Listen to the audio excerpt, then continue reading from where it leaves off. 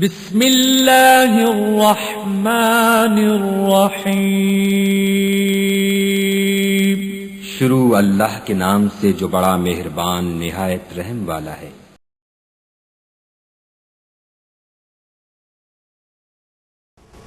بنی الاسلام علی خمس، اسلام کے 5 ستون ہیں جس پر اسلام کی بلڈنگ استوار ہے، کھڑی ہے۔ شہادت اللہ لا الہ الا اللہ وان محمد رسول اللہ واقام الصلاۃ وایتاء الزکاۃ، پھر وہ نماز کی ادائیگی کرے، پھر زکوٰۃ ادا کرے، وحج البیت وصوم رمضان، اور پھر اللہ مال دے، اللہ پیسہ دے، طاقت دے، استطاعت دے، تو زندگی میں ایک مرتبہ اللہ عز و جل کے گھر کا حج کرنا۔ اور اللہ اگر رمضان کا مہینہ ہماری زندگیوں میں آئے تو اس رمضان کے مہینے میں روزے رکھنا۔ يا أيها الذين آمنوا كتب عليكم الصيام كما كتب على الذين من قبلكم لعلكم تتقون۔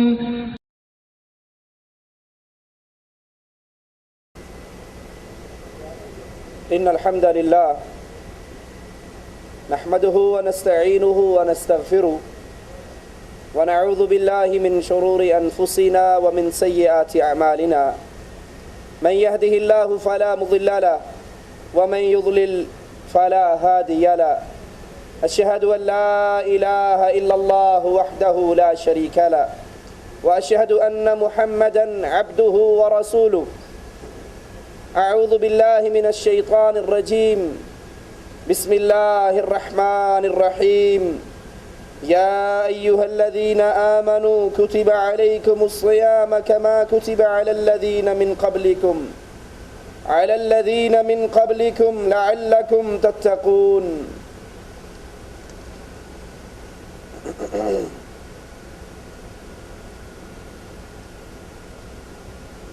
عبادت کی نیت سے کھانا پینا چھوڑنا اور اپنی بیوی سے ہم بستری چھوڑنا، ثواب کی امید رکھتے ہوئے طلوع فجر سے لے کر غروب آفتاب تک یہ عمل روزہ کہلاتا ہے۔ رسول اللہ صلی اللہ علیہ وسلم فرماتے ہیں، اسلام کا تعارف کرواتے ہوئے، بنی الاسلام علی خمس، کہ اسلام کے 5 ستون ہیں جس پر اسلام کی بلڈنگ استوار ہے، کھڑی ہے۔ اور یہ یاد کر لیجئے، ان ستونوں میں سے اگر کسی نے کسی ایک کا انکار کیا تو اس نے اسلام کی بلڈنگ کو گرا دیا۔ اب وہ 5 چیزیں کیا ہیں جس پر اسلام کی یہ بلڈنگ کھڑی ہے؟ اللہ کے پیارے حبیب علیہ الصلاۃ والسلام فرماتے ہیں، شہادت اللہ الہ الا اللہ وان محمد رسول اللہ۔ سب سے پہلی چیز، اسلام کی بنیاد جس پر اسلام مسلمان جس کا اقرار کرنے کے بعد ایمان کے دائرے، اسلام کے دائرے میں داخل ہوتا ہے، وہ لا الہ الا اللہ کی گواہی کہ اللہ عز و جل کے علاوہ کوئی الہ نہیں، کوئی مشکل کشا نہیں، کوئی عبادت کے لائق نہیں، کوئی معبود برحق نہیں، اور محمد کریم صلی اللہ علیہ وسلم مالک عز و جل کے سچے رسول، اللہ کے بندے۔ یہ پہلی چیز ہے جو اس کو تسلیم کر لے۔ پھر اس کے بعد اللہ کے پیارے حبیب علیہ الصلاۃ والسلام فرماتے ہیں، وَإِقَامِ الصَّلَاةِ وَإِيتَاءِ الزَّكَاةِ، پھر وہ نماز کی ادائیگی کرے، پھر زکوٰۃ ادا کرے۔ جو توحید کو سمجھے، اسلام اس کو دوسری چیز کی دعوت دیتا ہے، اور وہ چیز نماز کا قیام۔ جیسے رسول اللہ صلی اللہ علیہ وسلم حضرت معاذ کو یمن کی طرف روانہ کرتے ہوئے دعوت کا اسلوب سکھاتے ہیں، اے معاذ، سب سے پہلے ان لوگوں کو جس چیز کی دعوت دینا وہ لا الہ الا اللہ کی دعوت، رسول اللہ صلی اللہ علیہ وسلم کی رسالت کو قبول کرنے کی دعوت. اگر یہ اس کو مان لیں پھر ان کو نماز کی دعوت دینا, اگر نماز کی دعوت کو مان لیں تو پھر ان کو زکوٰۃ کی دعوت دینا.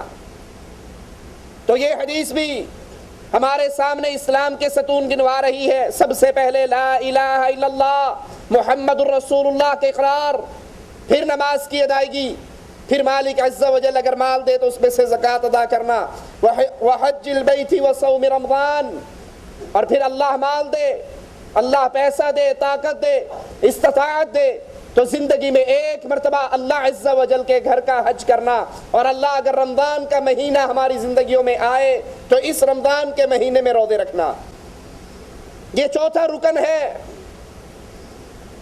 جس پر روزے فرض ہو, جو روزہ رکھنے کی استطاعت رکھتا ہو اور پھر وہ رمضان کے روزے نہ رکھے. جس کے اوپر زکوٰۃ فرض ہو اور پھر وہ زکوٰۃ ادا نہ کرے, اس نے اسلام کے ستون کو گرا دیا. اور جس نے اسلام کے ایک ستون کو گرا دیا اس کی اسلام کی بلڈنگ گر گئی. اسی لیے ابو بکر رضی اللہ عنہ وارضا جب زکوٰۃ کا انکار کرنے والوں سے جہاد کے لیے اعلان کرتے ہیں تو صحابہ کہتے ہیں اے اللہ کے پیارے حبیب محمد علیہ الصلوۃ والسلام کے پہلے خلیفہ, کیا تو ان سے جنگ کرے گا, ان سے جہاد کرے گا جو نماز پڑھتے ہیں, جو حج کرتے ہیں, جو روزے رکھتے ہیں؟ ابو بکر صدیق رضی اللہ عنہ وارضا فرمانے لگے ہاں میں ان سے جنگ کروں گا جو زکوٰۃ اور نماز میں فرق کریں گے. اللہ کی قسم اگر ایک رسی جو رسول اللہ صلی اللہ علیہ وسلم کو دیا کرتے تھے مجھے دینے سے انکار کریں گے, اس رسی کے لینے کے لیے بھی میں جہاد کروں گا. کیونکہ اسلام کے 5 ستونوں میں سے اگر کسی نے ایک کا انکار کیا تو وہ اسلام کے دائرے سے نکل جاتا ہے, اس کی یہ بلڈنگ گر جاتی ہے. 2 ہجری کے اندر مالک عز و جل کی طرف سے یہ روزہ اہل ایمان پر فرض ہوا. قرآن حکیم بیان فرماتا ہے یا ایھا الذین آمنوا کتب علیکم الصیام, اے اہل ایمان تم پہ روزے فرض کیے گئے ہیں. کما کتب علی الذین من قبلکم, جیسے تم سے پہلے لوگوں پہ فرض کیے گئے. یہ روزے رکھوانے کا مقصد کیا ہے؟ تمہیں صبح سے شام تک بھوکا اور پیاسا رکھنے کا مقصد کیا ہے؟ لعلکم تتقون, تاکہ تم متقی بن جاؤ, تمہارے دل میں اللہ کا ڈر, اللہ کا تقوی, اللہ کا خوف پیدا ہو جائے, اللہ کی عبادت کا مفہوم تمہارے دلوں میں اتر جائے. پانی حلال ہے, کھانا حلال ہے, پاک ہے, موجود ہے, کمرے کے اندر تنہا ہو, کوئی نہیں دیکھ رہا, لیکن رمضان کے دنوں کے اندر اس پانی کو اپنے پیٹ میں نہیں اتارتے, اس کھانے کو حلق سے نیچے نہیں اتارتے. کیوں؟ اللہ کے ڈر کی وجہ سے. یہ اللہ ٹریننگ کورس کروا رہا ہے, تربیت کر رہا ہے. یہ رمضان کا 1 مہینہ باقی مہینوں کے لیے ہمیں راستہ اور منہج دے رہا ہے کہ اگر تم اللہ کے حکم سے دن کے اندر حلال چیزوں سے باز آ جاتے ہو تو افطاری کرنے کے بعد اللہ نے جو چیزیں حرام کی ہیں اس سے بھی باز آ جاؤ.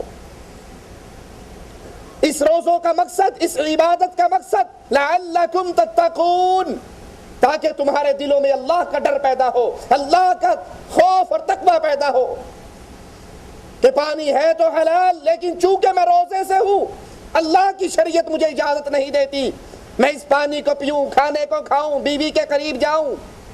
یہ سبق ہے, یہ آپ کی تربیت ہے.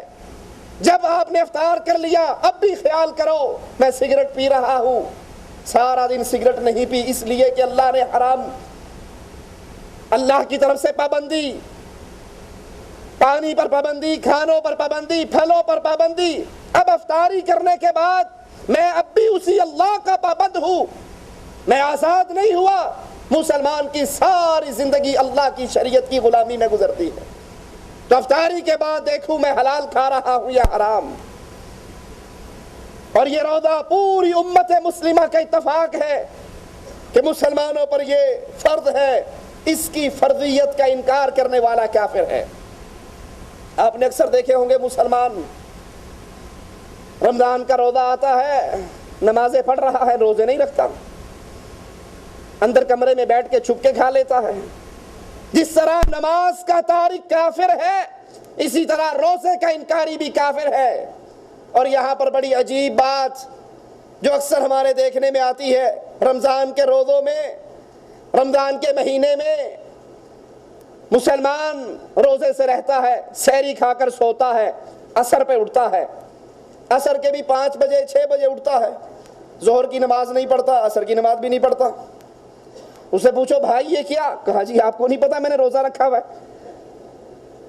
اب وہ روزے رکھ رہا ہے لیکن نمازوں سے فارغ ہے، نمازیں نہیں پڑھتا۔ تو ایسا روزے دار بھوکا اور پیاسا رہ رہا ہے، اس کے روزوں کی اللہ کے دربار میں کوئی قیمت نہیں۔ جو 2 بجے سحری کھا کے سو جائے، نہ فجر پڑھے، نہ ظہر پڑھے، نہ عصر پڑھے، اور کوئی پوچھے کیوں نہیں پڑھتا ہے، جی بس روزہ رکھا تھا نا تو بھوک لگتی ہے، پیاس لگتی ہے، جاگتے ہوئے سارا دن سو کر گزارتا ہوں، ساری رات جاگ کر گزارتا ہوں۔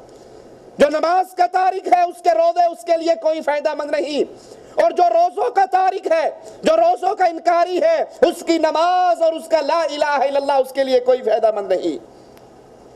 رمضان کے یہ روزے ہر مسلمان بالغ، عاقل، مقیم، مرد، عورت، ان پہ فرض ہے۔ ہاں اگر وہ سفر کی حالت میں ہے، چاہے افطار کر لے چاہے رکھ لے، اور رمضان کے بعد جتنے دن سفر میں رہا اس نے روزے نہیں رکھے، اس کی قضا ادا کرے۔ اور یہ روزے رکھنے کے لیے حالت ایمان، ثواب کی نیت یہ بڑی ضروری ہے۔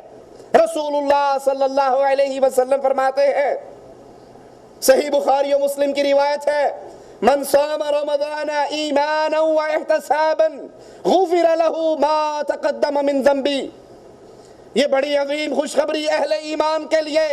یہ رمضان کا مہینہ جو ابھی قریب آنے والا ہے، ابھی سے اس کی تیاری کر لو۔ یہ رجب کا مہینہ ہے، اگلا شعبان ہے، پھر رمضان ہے، ابھی سے ذہن سازی کرو۔ جیسے تاجر کاروبار کے لیے حج کا سیزن ہو، کاروباری سیزن ہو، تاجر پہلے سے پلاننگ کرتے ہیں، اس سیزن میں میں نے کیا کمانا ہے۔ یہ رمضان کا مہینہ نیکیوں کا سیزن ہے، نیکیوں کی بہار ہے، توبہ کا سیزن ہے، معافی کا سیزن ہے، جنت میں آسانی سے داخل ہونے کا سیزن ہے۔ کیسے؟ رسول اللہ صلی اللہ علیہ وسلم فرماتے ہیں، من صام رمضان ایمانا واحتسابا غفر له ما تقدم من ذنبی۔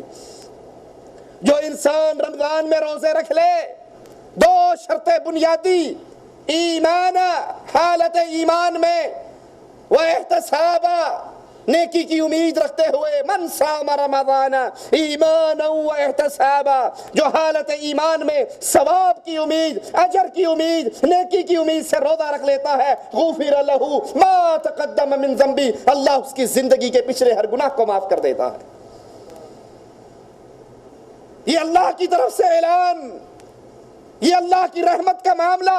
رسول اللہ صلی اللہ علیہ وسلم فرماتے ہیں، من قام رمضان ایمانا واحتسابا غفر له ما تقدم من ذنبی، جو حالت ایمان میں ثواب کی امید سے روزے رکھ لیتا ہے، قیام کر لیتا ہے، تراویح پڑھتا ہے، اللہ کے لیے جاگتا ہے، تو پھر نتیجہ وہی نکلتا ہے، غفر له ما تقدم من ذنبی، اللہ اس کی زندگی کے گناہوں کو معاف کر دیتا ہے۔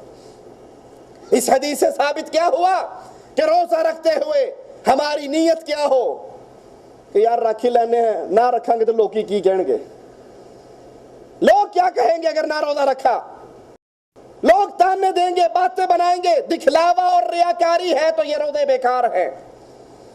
اگر دکھلاوا اور ریاکاری کا روزہ رکھا، ثواب کی امید دل میں نہیں، اللہ کو راضی کرنا مقصد نہیں، لوگوں کے درمیان تشہیر ہے، لوگوں کو دکھلانا مقصود ہے، تو یہ ساری عبادت بیکار ہو جاتی ہے۔ اور اگر روزہ رکھنے کے بعد یاد کر لیجئے، روزہ صرف کھانے پینے سے رکنے کا نام نہیں۔ روزہ رکھا ہوا گالی پہ گالی دے رہا ہے، روزہ رکھا ہوا فلمیں دیکھ رہا ہے، روزہ رکھا ہوا گانے سن رہا ہے، روزہ رکھا ہوا غیبتیں کر رہا ہے، روزہ رکھا ہوا چغلیاں کر رہا ہے، روزہ رکھا ہوا جھوٹ بول رہا ہے، تو یہ روزہ اس کا بیکار ہے۔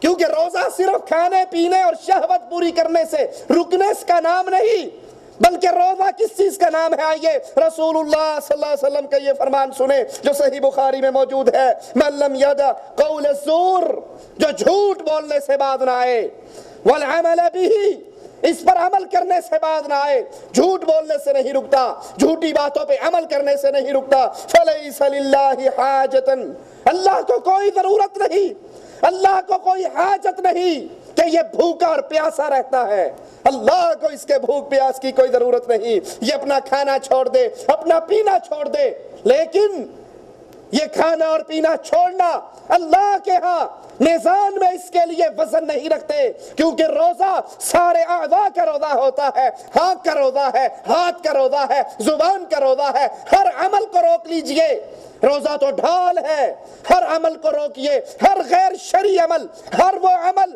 جس سے آپ کے روزے کے نمبر کم ہو، آپ کی عبادت کے نمبر کم ہو، اس سے رک جائیے۔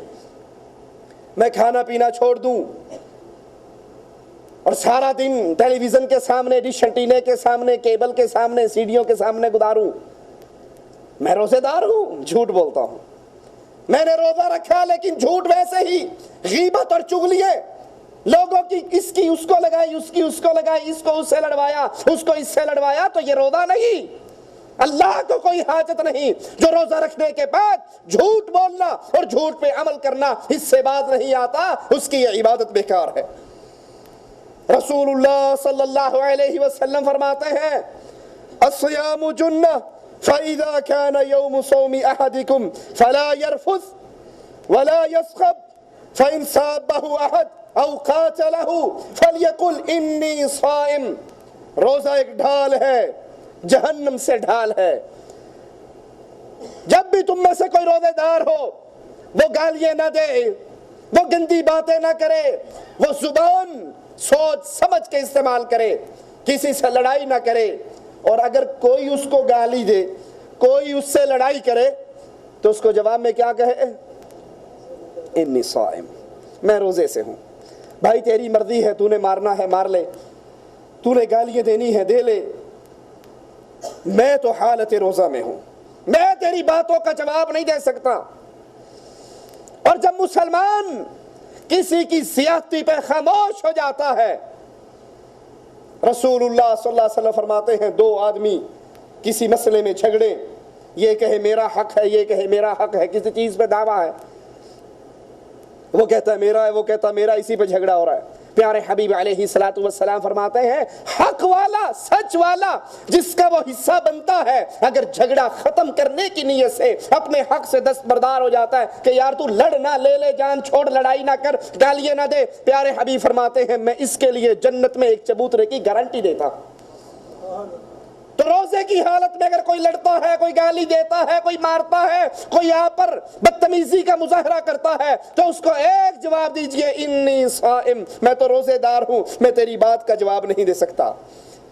روزے دار کو چاہیے ہر طرح کی بری باتوں سے، فضول کلام سے، فضول باتوں سے اپنے آپ کو، اپنے دامن کو بچا کر رکھے۔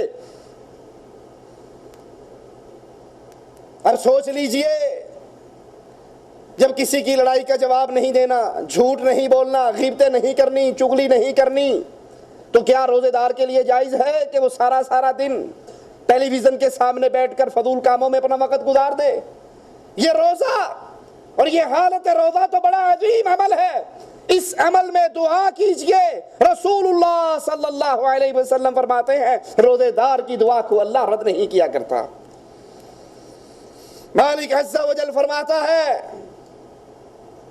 حدیث قدسی ہے، آدم کے ہر بیٹے کا عمل، اس کا ہر عمل، آدم کے بیٹے کا ہر عمل اس کے لیے ہے۔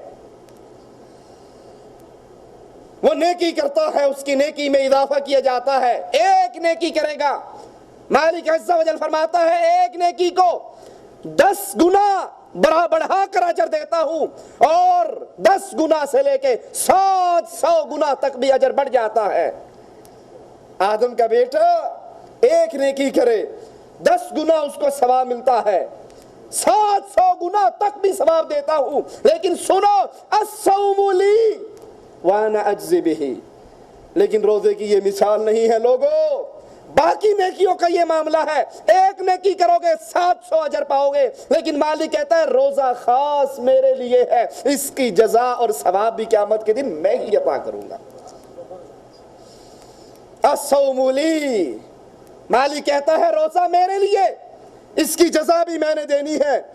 روزہ گناہوں کے خاتمے کا سبب بن جاتا ہے۔ رسول اللہ صلی اللہ علیہ وسلم فرماتے ہیں 5 نمازیں، جمعے کے بعد دوسرا جمعہ، رمضان کے بعد دوسرا رمضان، 5 نمازیں، جمعے کے بعد دوسرا جمعہ، رمضان کے بعد دوسرا رمضان، درمیان کے گناہوں کے لیے کفارہ بن جاتا ہے، بشرط کہ یہ آدمی اس دوران گناہ کبیرہ کا ارتکاب نہ کرے۔ صحیح مسلم میں یہ روایت ہے۔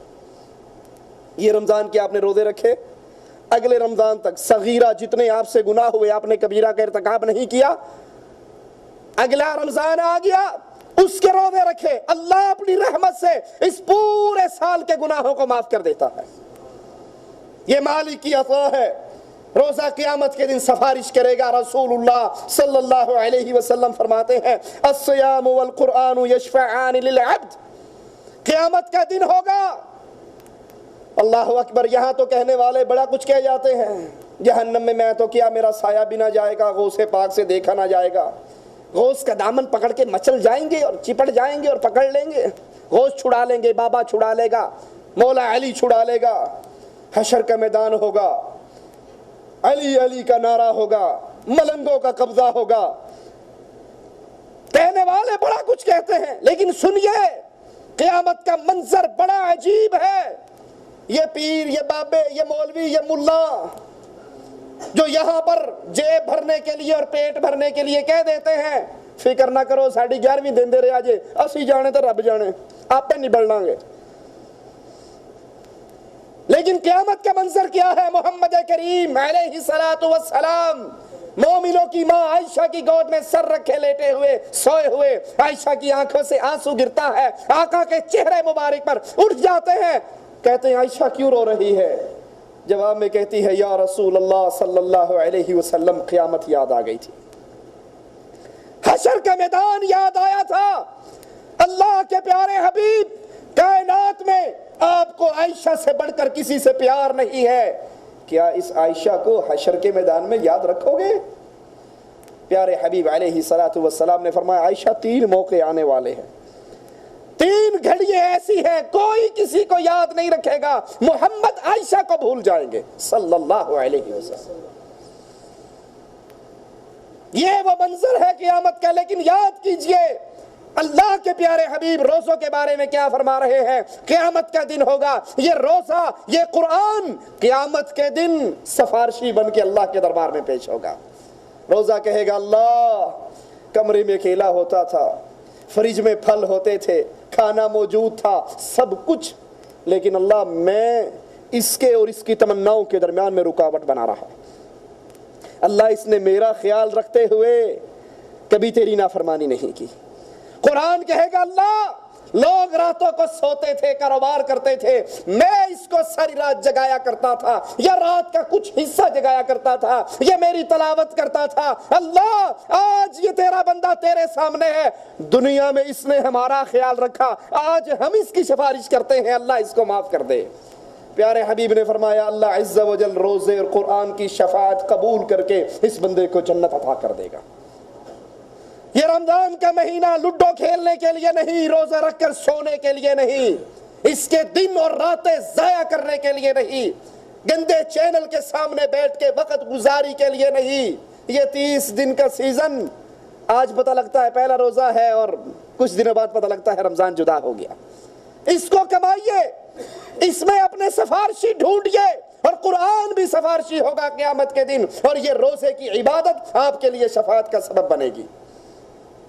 مسند احمد میں یہ روایت ہے، روزے دار افطار کے وقت پیارے حبیب علیہ السلام نے فرمایا، صحیح بخاری میں یہ حدیث ہے، روزے دار کے لیے 2 خوشی ہے، 2 خوشیاں ہیں، ایک جب افطاری کرتا ہے تب اس کو خوشی ملتی ہے، اور ایک جب قیامت کے دن اللہ سے ملاقات کرے گا اس وقت یہ عمل اس کے لیے خوشی کا سبب بن جائے گا۔ کیسے خوشی کا سبب بنے گا؟ مالک عز و جل نے جنت میں ایک دروازہ باب الریان روزے داروں کے لیے خاص کیا ہے، جہاں سے صرف روزے دار گزریں گے، اور جب روزے دار اس دروازے سے جنت میں داخل ہو جائیں گے یہ دروازہ بند کر دیا جائے گا۔ یہ روزہ بڑی عظیم عمل ہے، یہ بڑی عظیم نیکی ہے۔ رسول اللہ صلی اللہ علیہ وسلم حضرت حفصہ سے جب ناراض ہوتے ہیں، آسمان سے جبرائیل اتر آتا ہے اور کہتا ہے یا رسول اللہ صلی اللہ علیہ وسلم حفصہ سے رجوع کیجئے، یہ دنیا میں بھی آپ کی بیوی ہے، یہ جنت میں بھی آپ کی بیوی ہے۔ اللہ کو یہ بندی بڑی پسند ہے، کیوں؟ انہا قوامۃ صوامہ، اللہ کے پیارے حبیب یہ ایک عمل کرتی ہے اور اس کا یہ عمل اللہ کے ہاں بڑا عظیم مقام پر پہنچ چکا ہے، یہ قیام بہت کرتی ہے اور روزے بہت رکھتی ہے۔ یہ قیام اور صیام، اس کی یہ نیکی اللہ کے ہاں بڑا عظیم مقام رکھتی ہے، اس سے رجوع کیجئے، یہ دنیا میں بھی آپ کی بیوی ہے اور جنت میں بھی آپ کی بیوی ہے۔ روزے دار جب روزہ رکھتا ہے اس کے منہ میں ایک بو پیدا ہوتی ہے، وہ دنیا والوں کے لیے تو بو ہوگی، لیکن یاد کر لیجئے اللہ کے ہاں یہ بو کستوری کی خوشبو سے زیادہ پیاری ہے۔ صحیح بخاری و مسلم کی یہ روایت ہے۔ اور جو ایک دن اللہ عز و جل کے لیے ایک دن روزہ رکھتا ہے، ایک روزہ اللہ کے لیے رکھنا، مالک عز و جل اس کے چہرے کو 70 سال جہنم سے دور کر دیتے ہیں۔ ایک روزہ، اور یہ نفلی روزوں کا ذکر ہے۔ ایک روزہ رکھنے والا انسان جہنم سے اس کے چہرے کو 70 سال دور کر دیا جاتا ہے۔ اور جو رمضان کے روزے رکھ لے اور رمضان کے روزوں کے بعد پھر 6 روزے شوال کے بھی رکھ لے، رسول اللہ صلی اللہ علیہ وسلم فرماتے ہیں جس نے رمضان کے روزے رکھے 30 روزے یا 29 روزے اور پھر 6 روزے شوال کے رکھ لے، کتنے ہو گئے؟ 35 یا 36؟ جو 36 روزے رکھ لیتا ہے اللہ اس کو پورے سال کے روزوں کا اجر عطا کر دیتا ہے۔ یہ اللہ کی رحمت ہے، یہ اپنے اہل ایمان بندوں پر اللہ کی عطا کا ایک منظر ہے۔ اور جس نے روزے دار کو افطار کروایا، رسول اللہ صلی اللہ علیہ وسلم فرماتے ہیں، ترمذی میں یہ روایت موجود ہے، جب انسان مسلمان دوسرے مسلمان روزے دار کی افطاری کرواتا ہے، جتنا اللہ ثواب روزے دار کو دیتا ہے اتنا ہی اجر افطاری کروانے والے کو بھی دے دیتا ہے، اور روزہ رکھنے والے کے اجر میں کوئی کمی نہیں ہوتی۔ جتنا ثواب روزے دار کا اتنا ہی ثواب مالک عز و جل افطاری کروانے والے کو بھی دے دیتا ہے۔ ہر مہینے کے اندر کوشش کیجئے کم از کم 3 روزے رکھیں، تلاش کیجئے، یاد کیجئے، اپنی ڈائریوں میں روٹین بنائیے، عادت بنائیے، عرفہ کا دن آئے جب حاجی عرفات میں اکٹھے ہو اس دن کو روزہ رکھیے، عاشورہ کا روزہ رکھیے، اور جمعرات اور سوموار کا روزہ رکھیے۔ رسول اللہ صلی اللہ علیہ وسلم فرماتے ہیں اس دن اعمال اللہ کے دربار میں بلند ہوتے ہیں، اور میرا جی چاہتا ہے جب میرے اعمال اللہ کے دربار میں بلند ہو تو اس میں لکھا ہوا ہو تیرا بندہ آج روزے سے تھا۔ اللہ کے پیارے حبیب علیہ الصلوۃ والسلام نے فرمایا ہر مہینے میں 3 دن کے روزے، رمضان کے روزے اگلے رمضان تک اس کے لیے کفارہ بن جاتے ہیں، اور یہ ہمیشہ کا روزہ ہے۔ جو 3 دن روزے رکھے، رمضان کے روزے رکھے، یہ ایسے ہے جیسے ہمیشہ کا روزے دار ہے۔ اور جو عرفہ کا روزہ رکھ لیتا ہے، رسول اللہ صلی اللہ علیہ وسلم فرماتے ہیں مجھے امید ہے اس کے اللہ 2 سال کے گناہوں کو معاف کر دیتا ہے۔ اور جو عاشورہ کا روزہ رکھتے ہیں، اور یاد کر لیجئے عاشورہ کے روزے کا تعلق شہادت حسین سے نہیں ہے، کربلا کے قصے سے نہیں ہے، بلکہ یہ روزہ اسلام سے پہلے بھی معروف تھا۔ اللہ کے پیارے حبیب مدینے میں آئے علیہ الصلوۃ والسلام، یہودیوں کو دیکھا روزہ رکھ رہے، کہا یہ کیسا روزہ ہے؟ کہا یہ موسیٰ علیہ السلام کو نجات ملی تھی فرعون سے، فرعون غرق ہوا تھا، اس کی خوشی میں ہم یہ روزہ رکھتے ہیں۔ اللہ کے پیارے حبیب نے فرمایا موسیٰ تو ہمارا بھائی ہے، ہم زیادہ حق رکھتے ہیں کہ ہم یہ روزہ رکھیں، لیکن سنو یہودیوں کی مخالفت کرو، ایک دن زیادہ وہ 10 کا رکھتے ہیں، تم اس کے ساتھ 9 کو ملا لو تاکہ وہ عمل بھی ہو جائے اور یہودیوں کی مخالفت بھی ہو جائے۔ اور ہر مہینے کے 3 روزوں کے بارے میں عمر ابن خطاب رضی اللہ عنہ وارضا، ابن مسعود اور ابو ذر سے جو روایت آتی ہے وہ عربی تاریخ کی 13، 14 اور 15 یہ 3 دن روزے رکھیے، اور اس کا پھر مالک کی طرف سے اس کا بدلہ اور اس کی عطا ایسے جیسے انسان ہمیشہ سے روزے دار ہے۔ یہ رمضان کا مہینہ بہاروں کا مہینہ ہے، نیکیوں کا مہینہ ہے، یہ نیکیوں کا سیزن ہے۔ یاد کر لیجئے جب رمضان کا مہینہ آتا ہے آسمان کے دروازے کھول دیے جاتے ہیں، جنت کے دروازے کھول دیے جاتے ہیں، جہنم کے دروازے بند کر دیے جاتے ہیں، شیاطین کو قید کر دیا جاتا ہے۔ صحیح بخاری اور مسلم میں یہ روایت موجود ہے۔ آسمان کے دروازے کھل گئے، جنت کو سجا دیا گیا، جنت کے دروازے کھول دیے گئے، شیطانوں کو قید کر دیا گیا۔ اب بھی کوئی بدنصیب نیکی کی طرف نہ بڑھے، وہ اپنے دل کی سیاہی پہ پھر اپنے من کو برا کہے۔ اللہ کی طرف سے تو عطا کا وہ معاملہ ہے کہ چھوٹے چھوٹے عمل پر انسان کے گناہوں کو معاف کر دیا جاتا۔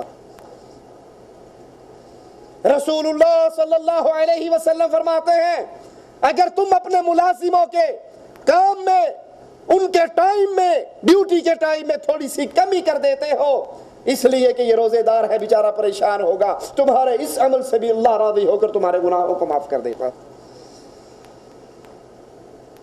اس مہینے میں قیام کیجئے ایمان اور ثواب کی نیت سے۔ تو یہ راتوں کا تراویح پڑھنا، کتنا ٹائم لگتا ہے تراویح پڑھنے میں؟ آدھا گھنٹہ، پونا گھنٹہ لگا لو۔ کوئی قاری صاحب بڑی اچھی تلاوت کریں تو پونا گھنٹہ لگا لو۔ یہ 45 منٹ کا عمل اگر ایمان سلامت ہے، ثواب کی امید ہے، انسان کی زندگی کے گناہوں کو معاف کروا دیتا ہے۔ یہ رمضان کی بہاریں، یہ نیکیاں، یہ اللہ کی طرف سے عطا، اس کی پلان کرو، اس کے لیے ابھی سے پروگرام بناؤ میں نے رمضان کا استقبال کیسے کرنا ہے۔ رمضان کی 3 راتیں 23، 25 اور 27 کو رسول اللہ صلی اللہ علیہ وسلم نے خود تراویح کی نماز پڑھائی، خود جماعت کروائی، اور یہ 8 رکعت 3 وتر ملا کر 11 رکعت کی نماز حضرت جابر رضی اللہ عنہ وارضاہ فرماتے ہیں صلی بنا رسول اللہ فی شہر رمضان 8 رکعات، اللہ کے پیارے حبیب علیہ السلام نے ہمیں رمضان کے اندر 8 رکعت تراویح پڑھائی، 3 وتر پڑھائے۔ 3 دن یہ پڑھنے کے بعد صحابہ پھر اکٹھے ہوئے، اللہ کے نبی علیہ السلام دیکھ رہے ہیں، ان کی آوازیں سن رہے ہیں کہ صحابہ نماز کے لیے کھڑے ہیں، انتظار میں ہیں، اکٹھے ہیں، اللہ کے پیارے حبیب باہر نہیں آئے۔ صبح ہو گئی، صحابہ نے عرض کیا یا رسول اللہ صلی اللہ علیہ وسلم ہم تو انتظار میں تھے آپ کی امامت میں، رات کا قیام کرے، تراویح پڑھے۔ اللہ کے پیارے حبیب فرماتے ہیں میں ڈر گیا، میرے اللہ کے پیارے حبیب رحمت و بھرے نبی، رحمت للعالمین نبی، کہا میں ڈر گیا کہیں تمہارے اس ذوق اور شوق کو دیکھ کر اللہ تم پہ یہ فرض نہ کر دے، اس لیے میں رک گیا۔ تو یہ تراویح کی نماز محمد کریم صلی اللہ علیہ وسلم کی سنت سے ثابت ہے۔ جب اللہ کے نبی فوت ہو گئے تو شریعت تو پوری ہو گئی، اب فرض ہونے کا خطرہ نہ رہا، تو حضرت عمر بن خطاب رضی اللہ عنہ وارضاہ نے صحابہ کی ڈیوٹی لگا کے باقاعدہ مسلمانوں کی جماعت کروائی۔ اور صحیح بخاری اور مسلم میں حضرت عائشہ رضی اللہ تعالی عنہا سے روایت ہے ما كان رسول اللہ صلی اللہ علیہ وسلم یزید فی رمضان ولا فی غیرہ علی 11 رکعہ، اللہ کے پیارے حبیب رمضان ہو یا غیر رمضان ہو، یہ مسئلہ یاد کر لیجئے، اکثر سوالات آتے ہیں، رمضان ہو یا غیر رمضان ہو، اللہ کے پیارے نبی 11 رکعت سے زیادہ نماز نہیں پڑھا کرتے تھے۔ لیکن ایک اور روایت کے اندر اللہ کے پیارے حبیب صلی اللہ علیہ وسلم سے رات کی نماز، آپ فرماتے ہیں رات کی نماز 2 رکعتیں کر کے ہے۔ کتنی؟ اس حدیث میں کوئی قید نہیں، 2 رکعتیں، اور جب ڈرو اب صبح ہونے والی ہے تو 1 رکعت پڑھ کے ساری کو طاق کر لو۔ اب 2 رکعتیں کتنی پڑھیں؟ آپ 4 پڑھیں، 6 پڑھیں، 8 پڑھیں، 10 پڑھیں، 20 پڑھیں، 40 پڑھیں، 50 پڑھیں، 100 پڑھیں، جتنا آپ کا دل چاہتا ہے پڑھیں۔ یہ نفلی عبادت ہے، یہ فرضی عبادت نہیں ہے، جتنا آپ پڑھنا چاہیں آپ کو اجازت ہے، لیکن جس عمل پر سنت رسول اللہ کی مہر لگے گی، جو عمل مسنون کہے گا، جو عمل محمد کریم کا طریقہ کار کہے گا، وہ عمل اللہ کے پیارے حبیب سے 11 رکعت ثابت ہے۔ اعتراض کرنے والے پھر کرتے ہیں تسی کیڑا مانتے ہو مولوی صاحب بیت اللہ اور مسجد نبوی کے اندر 20 نہیں ہوتی؟ سوال کرتے ہیں یا نہیں کرتے؟ ارے بھائی یہ نفل ہے، آپ 20 پڑھو، اور بیت اللہ میں صرف 20 نہیں ہوتی، آخری عشرے کے اندر کتنی ہوتی ہیں؟ 30 بھی ہوتی ہیں، 33 بھی ہوتی ہیں، ایک وتر پڑھ لے تو 31 بھی بن جاتی ہیں۔ اس میں آزادی ہے، جتنا چاہے پڑھو، لیکن جو عمل سنت محمد کریم کہلائے گا وہ عمل کیا ہے؟ 11 رکعت۔ اچھا میٹھا میٹھا ہپ ہپ کوڑا کوڑا تھو تھو، مکہ شریف اور مدینہ شریف کی 20 رکعت بڑی بڑی بڑے موٹے موٹے شیشوں والی اینک سے دیکھ کے نظر آتی ہے، 20 رکعتیں مکہ میں اور مدینہ میں، اور ہاتھ سینے پہ شیخ عبد الرحمن سدیس کے بندے پہ کسی کو نظر، شیخ سعود الشریم کی زور سے آمین نظر، سورت فاتحہ کی تلاوت نظر، بغیر 1.5 فٹ کی نیت کے اللہ اکبر سے نماز کا آغاز وہ نظر، نیت کرتا ہوں نماز کی، نماز چاہ پیچھے امام کے منہ میں رکھانا چاہیے، دوبارہ واسطے بات اوپر چھت نیچے فرش، ادھر کوئی نہیں ادھر بھی کوئی نہیں، آگے امام، اللہ اکبر۔ یہ 1.5 گز کی جو نیت ہے، یہ کبھی سنی ہے شیخ سدیس نے کی ہو، شیخ شریم نے کی ہو؟ کبھی انہوں نے ہاتھ کہاں باندھے ہو؟ ہاتھ ان کے سینے پہ، فاتحہ کی تلاوت کر رہے، آمین آمین کہتے ہیں تو پورا بیت اللہ اور مسجد رسول گونج اٹھتی ہے۔ یہ آمین نظر نہیں آتا، یہ فاتحہ نظر نہیں آتی، یہ بغیر نیت کے ڈائریکٹ اللہ اکبر سے نماز کا آغاز نظر نہیں آتا۔ وہی ملنگ والی بات ہے، ملنگ سے کہا نماز تے پڑھ لیا کر، انہوں نے کہا چبڑا قرآن چاہیا ہے لا تقربوا الصلاۃ، نماز کے نیڑے بھی نہ جانا، نماز کے قریب بھی نہ جانا۔ اس نے کہا آگے تو پڑھو وانتم سکارا، جب نشے میں ہو کو اننے کی مان لیندے اگے پھر ویکھاں گے۔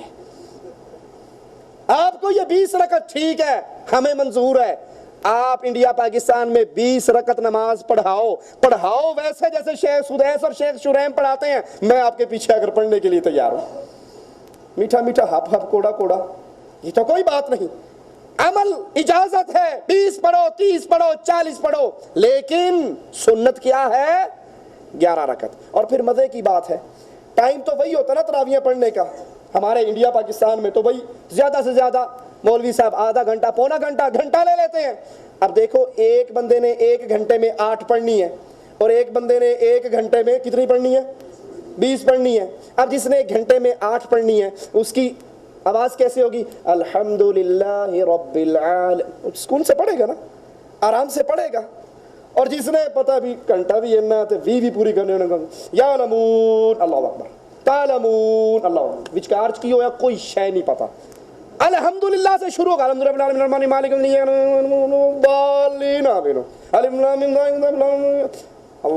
اللہ اکبر سمجھ آتی، درمیان میں قرآن۔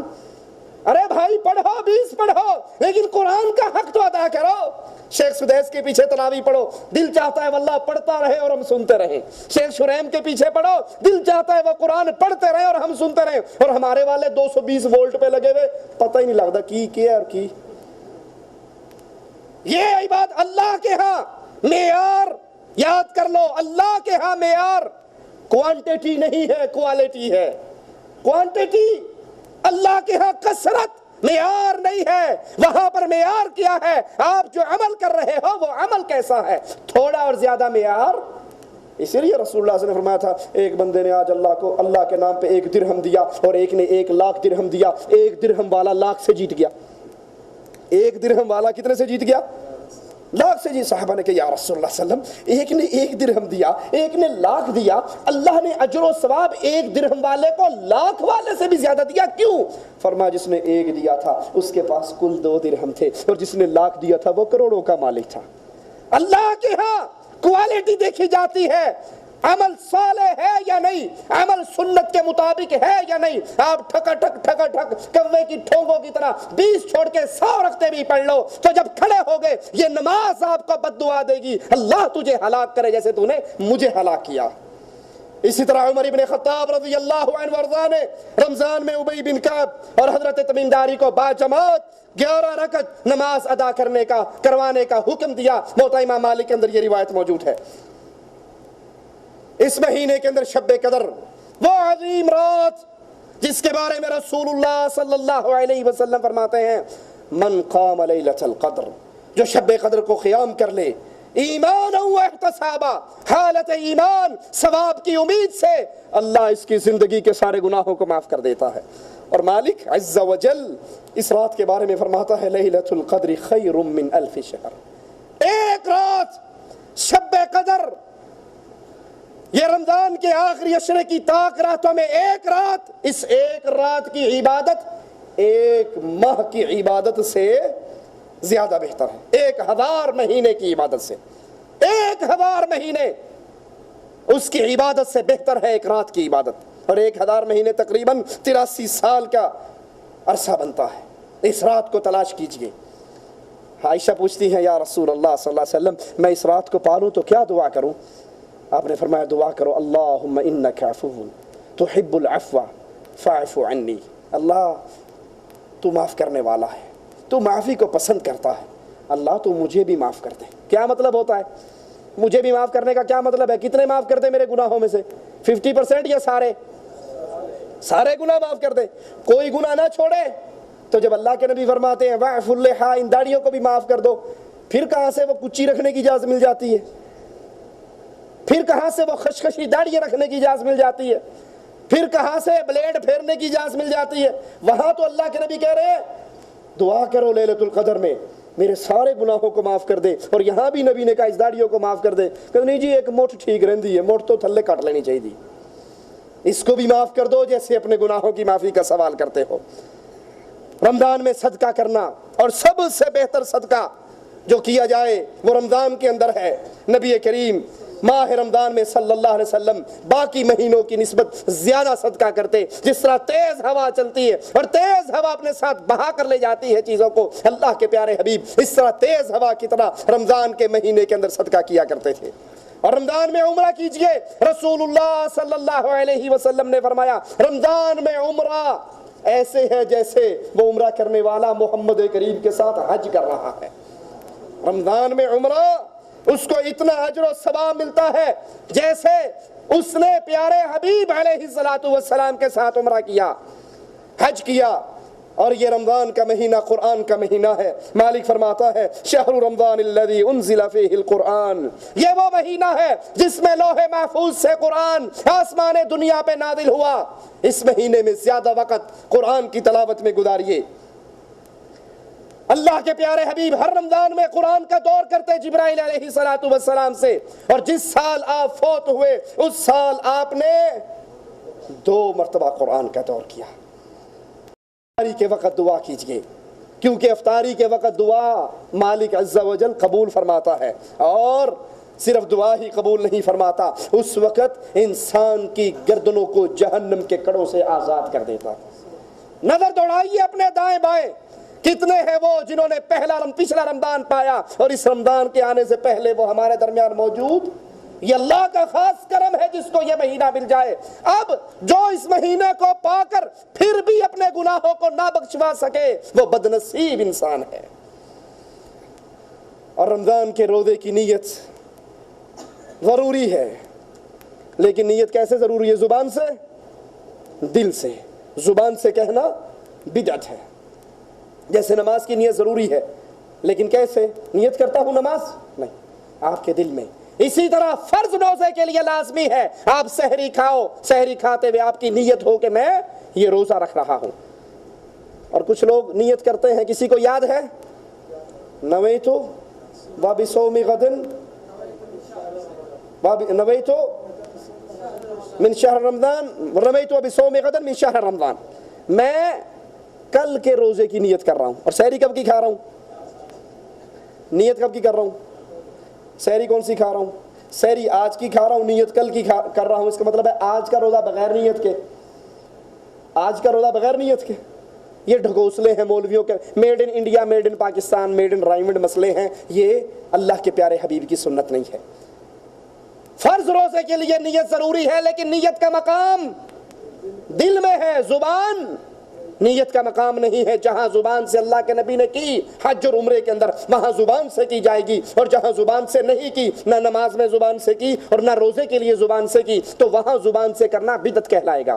ہاں اگر آپ نے نفلی روزہ رکھنا ہے تو اس کے لیے نیت شرط نہیں ہے۔ اللہ کے پیارے حبیب کی زوجہ محترمہ عائشہ رضی اللہ تعالی عنہا مومنوں کی ماں فرماتی ہیں اللہ کے نبی میرے گھر میں داخل ہوتے، پوچھتے عائشہ کچھ کھانے کے لیے ہے؟ میں کہتی اللہ کے پیارے حبیب کھانے کے لیے کچھ نہیں ہے، تو آپ فرما دیتے کہ ٹھیک ہے پھر میں روزے سے ہوں۔ نفلی روزہ بغیر نیت کے رکھا جا سکتا ہے، لیکن فرضی روزے کے لیے لازمی ہے کہ نیت کی جائے۔ اسی طرح مسافر ماہ رمضان میں سفر کی حالت میں ہو تو پھر اگر اس کو روزہ رکھنا مشقت تکلیف دہ ہے تو اللہ نے آسانی دی ہے، اس میں نہ رکھا جائے، کیونکہ روزے میں سفر میں روزہ رکھنا نیکی نہیں ہے۔ اگر اس کی وجہ سے تکلیف پریشانی دکھ آتا ہے اور اگر آسانی ہے تو رکھ لے تو کوئی حرج نہیں۔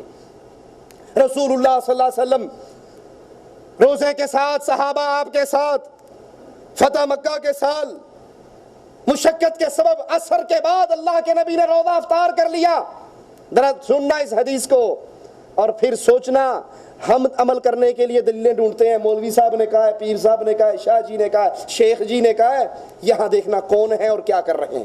اللہ کے نبی عصر کے بعد افطاری سے کچھ پہلے روزہ افطار کر لیتے ہیں۔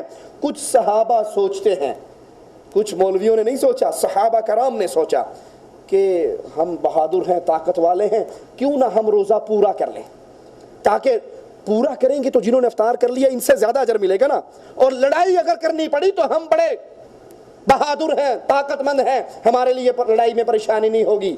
رسول اللہ صلی اللہ علیہ وسلم کو خبر دی گئی اللہ کے پیارے حبیب کچھ لوگ ایسے ہیں، اور یہ حدیث صحیح مسلم میں ہے، کچھ لوگ ایسے ہیں جو ابھی بھی روزے کی حالت میں ہیں۔ اللہ کے نبی نے ان کو شاباش نہیں دی، بلے بلے نہیں کہا کہ ٹھیک ہے کوئی نہیں، ان کی بھی سوچ ہے، وہ بھی صحابہ کرام ہیں، بڑے عالی مقام ہے۔ فرمایا سنو اولئک العصاة اولئک العصاة اولئک العصاة، جو محمد کی افطاری کے بعد ابھی تک افطار نہیں کر رہے، سن لو یہ نافرمان ہے، نافرمان ہے، نافرمان ہے۔ صحابی کی سوچ بھی دین نہیں، حدیث کے آنے کے بعد، اللہ کے نبی کے عمل کے آنے کے بعد تو کسی مولوی اور ملا کی سوچ کیسے دین بن سکتی ہے؟ قرآن سامنے رکھ کے سورۃ یاسین پڑھ لی تو حرج کیا ہے؟ گٹلیوں پہ آیت کریمہ پڑھ لی تو حرج کیا ہے؟ ابے کا کل کروا دیا تو حرج کیا ہے؟ حرج یہ ہے، یہ سنت محمد کریم نہیں ہے، اور کسی اور کی سوچ دین نہیں بنا کرتی۔ ابو سعید فرماتے ہیں ہم لوگ نبی کریم کے ساتھ رمضان میں غزوے کے لیے جایا کرتے تو ہم میں سے بعض لوگ سفر میں روزہ رکھ لیتے، بعض روزہ نہ رکھتے، تو جو روزہ رکھے ہوئے ہوتے وہ افطار کرنے والوں کو برا نہ کہتے، اور جنہوں نے افطار کیا ہوا ہوتا وہ روزہ رکھے ہوئے کو برا کسی کو کچھ نہ کہتے۔ انہوں نے کہا تو نے بھی اچھا کیا اور تو نے بھی اچھا کیا۔ یہ صحیح مسلم کی روایت ہے، یعنی اگر سفر میں آپ روزہ رکھ سکو تو رکھ لو، اور اگر نہ رکھ سکو تب بھی آپ کو اجازت ہے، آپ بعد میں اس کی قضا دے دو۔ اسی طرح بیمار، دو طرح کا بیمار ہے، ایک وہ بیمار جو دائمی بیمار ہے جس کی شفا کی امید نہیں ہے، اللہ کے اختیار میں سب کچھ ہے لیکن بظاہر شفا کی امید نہیں ہے، وہ روزانہ ایک غریب کو کھانا کھلائے، اور جو اس حالت میں ہے کہ نہیں امید ہے اللہ اس کو شفا دے دے گا، وہ پھر شفا یاب ہونے کے بعد اپنے روزوں کی قضا ادا کرے۔ بیماری کے اندر روزہ رکھنا اگر اس کے لیے تکلیف دہ ہے، پریشانی ہے، مصیبت ہے تو وہ نہ رکھے۔ اسی طرح کوئی بوڑھا ہے اور بیمار ہے اور وہ روزہ نہیں رکھ سکتا، اس کو اپنی جان کا خطرہ ہے اس روزے کی وجہ سے، تو وہ نہ رکھے بلکہ اپنے بدلے میں کسی مسکین کو کھانا کھلائے۔ اگر بوڑھا باشعور ہے اور کبھی کبھی اس کا شعور ختم ہو جاتا ہے تو جب وہ باشعور ہوگا وہ روزہ رکھے گا، نہیں رکھ سکتا تو ایک مسکین کو کھانا کھلایا جائے گا۔ اور اگر وہ بے شعور ہے، کبھی ہوش اس کی کبھی عقل ٹھکانے میں ہے، کبھی ٹھکانے نہیں ہے، تو جب ٹھکانے نہیں ہوگی اس وقت اس سے قلم اٹھا لی جاتی ہے، وہ مجنون کے زمرے کے اندر داخل ہوگا، اس کے لیے روزہ نہیں ہے۔ اسی طرح عورتوں پر، ہر بالغہ عورت پر روزہ ہے، ہاں اگر اس کو حیض یا نفاس کا خون شروع ہو جاتا ہے تو پھر اس کا روزہ نہیں ہے، وہ ان دنوں کو گن لے، اور جب اس کے رمضان کا مہینہ گزر جائے تو اپنے چھوڑے ہوئے روزوں کی قضا ادا کرے۔ حمل والی عورت، دودھ پلانے والی عورت، اگر اس کے لیے پریشانی ہو، مشکل ہو حمل میں اور دودھ پلاتے ہوئے تو وہ بھی چھوڑ سکتی ہے اور بعد میں اس کی قضا دے گی۔ کچھ کام ایسے ہیں جن کے کرنے سے روزہ ٹوٹ جاتا ہے، قصدن کھانے پینے سے، منہ اور ناک کے ذریعے کوئی بھی غذا یا طاقت والی چیز ناک میں ڈالی جائے یا منہ میں ڈالی جائے، قصدن کھایا پیا جائے تو اس سے روزہ ٹوٹ جاتا ہے۔ رات میں بیوی کے ساتھ ہم بستری مباشرت کرنے کی اجازت ہے، لیکن اگر کوئی دن کے اندر یہ عمل کرتا ہے تو اس کا روزہ ٹوٹ جاتا ہے۔ اس پہ قضا دینا بھی ضروری ہے اور کفارہ بھی ضروری ہے۔ کفارہ کیا ہے؟ ایک صحابی آئے تھے نا کہ اللہ کے نبی ہلاک ہو گیا، کیا ہوا؟ میں حالت روزہ میں دن کے وقت بیوی سے بستری کر بیٹھا، آپ نے کہا جاؤ 60 روزے رکھو۔ کہندا 30 تو صبر نہیں ہوا، 60 کتنے رکھاں گا؟ 30 نہیں پورا کر سکا، 60 کہاں رکھوں گا؟ کہا اچھا ایک غلام آزاد کروا دو۔ کہا اللہ کے نبی غریب آدمی ہوں، کہاں سے آزاد کرواؤں؟ کہا اچھا پھر 60 مسکینوں کو کھانا کھلاؤ۔ کہا اللہ کے نبی مجھ سے بڑا مسکین اور کون ہے، میں کس کو کھانا اور کہاں سے کھلاؤں؟ آپ نے کہا بیٹھ جو، اللہ کو آسانی کرے گا۔ ایک صحابی آئے کھجوروں کے ٹوکرے لے کے، اللہ کے نبی اللہ نام کا ہے بانٹو۔ آپ نے کہا وہ کہاں گیا جو اپنی بیوی پر واقع ہوا؟ کہا حاضر ہوں یا رسول اللہ۔ کہا یہ کھجوروں کا ٹوکرا لے لو اور جا کر فقیروں میں، مدینے کے غریبوں میں بانٹ دو، تمہارا کفارہ ادا ہو جائے گا۔ کھجور کا ٹوکرا اٹھا کے سر پہ رکھا، رکھنے کے بعد کہنے لگا اللہ کے نبی ان 2 پہاڑوں کے درمیان مجھ سے بڑا غریب کوئی بھی نہیں ہے۔ فرمایا جاؤ اپنے بیوی بچوں کو کھلا دو، تمہاری طرف سے یہ صدقہ بھی ہو جائے گا اور کفارہ بھی ادا ہو جائے گا۔ قربان جائیں اللہ کی رحمتوں پر۔ رسول اللہ صلی اللہ علیہ وسلم کتنی محبت کرنے والے، کتنا پیار کرنے والے، اور اللہ اپنے مواحد بندوں کے لیے کس طرح آسان یہ کرنے والا۔ بیوی سے ہم بوسو کنار ہو اور پھر منی نکل جائے یا انسان ہاتھ سے منی نکال دے، اس سے بھی روزہ ٹوٹ جاتا ہے۔ پچھنا لگوانے سے روزہ ٹوٹ جاتا ہے، یا کسی اور طریقے سے اتنی ہی مقدار میں خون نکالا جائے تو اس سے بھی روزہ ٹوٹ جاتا ہے۔ البتہ درست ہے جو لا الہ الا اللہ کو سمجھتا ہے اور جس کے عقیدے میں شرک ہے، اس کا ایمان درست نہیں ہے، وہ اگر اللہ کے علاوہ غیروں کو پکارتا ہے، رمضان کے روزے بھی رکھتا ہے، یا علی مدد کی صدائیں بھی لگاتا ہے، رمضان کے روزے بھی رکھتا ہے، یا رسول اللہ مدد کے نعرے بھی لگاتا ہے، رمضان کے روزے بھی رکھتا ہے، قبروں کا طواف بھی کرتا ہے، قبروں پہ سجدے بھی کرتا ہے، پیروں کو عالم الغیب بھی مانتا ہے، پیروں کو داتا اور گنج بخش بھی کہتا ہے، تو اس کا ایمان ناقص ہے، یہ مشرک ہے، اس کا عمل برباد ہے۔ تم تو ثواب کی امید لے کر روزہ رکھ رہے ہو، تم تو اللہ سے یہ امید رکھتے ہو کہ روزہ رکھنے سے اللہ ہمارے گناہوں کو معاف کر کے ہمیں جنت عطا کر دے گا، لیکن یاد کر لیجئے رسول اللہ صلی اللہ علیہ وسلم فرماتے ہیں لعن اللہ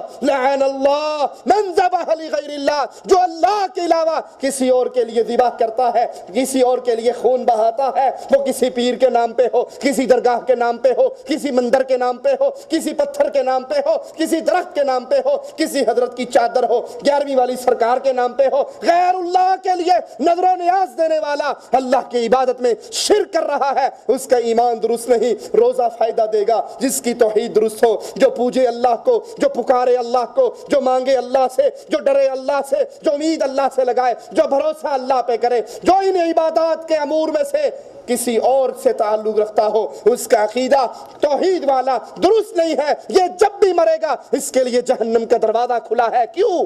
لا یغفر ان یشرک بہ۔ یہ باتیں جذباتی باتیں نہیں ہیں، اللہ کی قسم کھا کر کہتا ہوں، رسول کے منبر سے یہ بات کہتا ہوں، جو انسان حالت توحید میں نہیں، وہ رمضان کے روزے رکھے، وہ حج کرے، وہ زکوٰۃ دے، وہ جہاد کرے، وہ صدقہ دے، وہ خیرات کرے، لا یغفر ان یشرک بہ وَيَغْفِرُ مَا دُونَ ذَلِكَ لِمَن يَشَاءُ۔ اللہ نے مشرک کا کوئی عمل بھی قبول نہیں کرنا، اس کے جس انسان نے اللہ کے ساتھ شرک کیا ہو سارے گناہ معاف ہو سکتے ہیں، شرک کا گناہ معاف۔ انہو من یشرک باللہ فقد حرم اللہ علیہ الجنہ، جو شرک کرتا ہے، یا علی مدد کہنا شرک ہے، یا رسول اللہ مدد کہنا شرک ہے، یا بہاول حق بیڑا دھک شرک ہے، غیر اللہ کو پکارنا شرک ہے، غیر اللہ سے مانگنا شرک ہے، غیر اللہ سے اولاد کا سوال ہو، خواجہ نہ دے گا تو اور کون دے گا، اس سے رزق کا سوال ہو، اس سے مال کا سوال ہو، اس سے شفا کا سوال ہو، غیر اللہ کو پکارنا، غیر اللہ سے مانگنا، غیر اللہ پہ امیدیں لگانا، غیر اللہ کے نام کی نظر و نیاز دینا، ان کے نام کی ذبح اور قربانی کرنا، یہ شرک کے عمل ہے۔ جو یہ عمل کرتا ہے اس کا روزہ اس کے لیے کوئی فائدہ مند ثابت نہیں ہو سکتا۔ اپنے ایمان کو درست کیجئے، رمضان آ رہا ہے، رمضان کی بہاریں، رمضان کی نیکییں، رمضان کی فضائیں فائدہ کس کو دیں گی؟ جو توحید میں سیدھا ہوگا، جس کے عقیدے سیدھے ہوں گے، جو دین کتاب اللہ اور سنت رسول اللہ کو سمجھے گا، توحید اللہ کا یہ دیا ہوا عقیدہ توحید، عقیدہ وحدانیت قرآن کی آیات کے ذریعے اس نے سمجھا ہوگا، شرک سے اس کا دامن پاک ہوگا، کیونکہ مالک کہتا ہے یا ابن آدم، اے آدم کے بیٹے، لو بلغت ذنوبک عنان السماء، تیرے گناہ زمین و آسمان کے غیب میں بھر جائیں، آسمان سے ٹکرا جائیں، تو پھر میرے پاس آئے، میری تیری ملاقات ہو، ایک شرط کے ساتھ، ایک شرط کے ساتھ، لا تشرک باللہ شیئا، تو نے اللہ کے علاوہ کسی اور کو داتا، گنج بخش، غوث اعظم، فریاد رس، بچے دینے والا، اولاد دینے والا، رزق دینے والا، حکومتیں دینے والا، بری کرنے والا نہ پکارا اور سمجھا ہو، شرک نہ کیا ہو، میں تیرے سارے گناہوں کو نیکیوں میں بدل کے تجھے دے دوں گا، ولا ابالی، مجھے پرواہ بھی نہیں ہوگی۔ شرط یہ ہے رمضان کے روزوں کی قبولیت کی، پہلی شرط آپ نے لا الہ الا اللہ کو سمجھا ہو، اور جو لا الہ الا اللہ کو سمجھتا ہے وہ قبروں کے سامنے کالے جھنڈے کو دیکھ کے زمین پہ جھکا نہیں کرتا، وہ جانتا ہے یہ تو بندے ہیں، عباد امثالکم، جن کو تم پکار رہے ہو یہ تو بندے ہیں، ان کے ہاتھ میں نفع نقصان ہوتا تو اپنا غسل تو خود کر لیتے، اپنا کفن تو خود پہن لیتے، اور دوسری شرط اس نے محمد کریم صلی اللہ علیہ وسلم کی رسالت کو سمجھا ہو، اس نے دین جانا ہو کہ ہر کسی کی بات جھوٹی ہو سکتی ہے، غلط ہو سکتی ہے، ٹھوکر ماری جا سکتی ہے، سوائے امام اعظم، امام کائنات، قائد اعظم محمد الرسول اللہ صلی اللہ علیہ وسلم کی بات جھوٹی، ٹھکرائی، رد نہیں کی جا سکتی۔ کائنات میں ہر بندہ جھوٹ بول سکتا ہے، محمد سچ بولتے ہیں، کیوں؟ ہر بندہ اپنی مرضی سے بولتا ہے، محمد رب کی مرضی سے بولتے ہیں صلی اللہ علیہ وسلم۔ جس نے دین اسلام کو سمجھا ہو، دین اسلام نام ہے دو چیزوں کو، پوجو عرش والے کو، پوچھو مدینے والے کو، عرش والے کے علاوہ کسی کی پوجا نہیں کی جا سکتی، پوجا کرنے کا طریقہ محمد کے علاوہ کسی سے پوچھا نہیں جا سکتا۔ اقول قولی ھذا واستغفر اللہ لی ولکم ولسائر المسلمین فاستغفروہ انہ هو الغفور الرحیم۔